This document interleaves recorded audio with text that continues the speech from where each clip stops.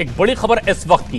BJP नेता सना खान की हत्या के मामले में पुलिस ने एक गैंगस्टर समेत 3 लोगों को गिरफ्तार कर लिया है। पुलिस ने सना खान की हत्या के आरोप में गैंगस्टर अजय साहू और उसके 2 साथियों को जबलपुर से गिरफ्तार कर लिया है। पुलिस आज आरोपियों को कोर्ट में पेश करेगी।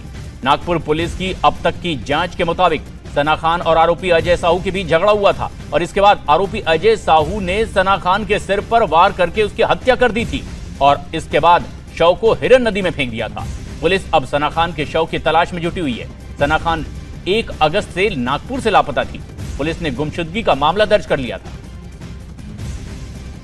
और ऐसे में अब आरोपी की गिरफ्तारी हो चुकी है और पुलिस आगे की कार्रवाई कर रही है। बताया जा रहा है कि जिस आरोपी की गिरफ्तारी हुई है, सना खान से पहले उसका झगड़ा हुआ और फिर आरोपी ने सिर पर वार करके सना खान की हत्या कर दी थी। 1 तारीख से ही सना खान बीजेपी नेता नागपुर से लापता थी और गुमशुदगी का मामला भी थाने में दर्ज था।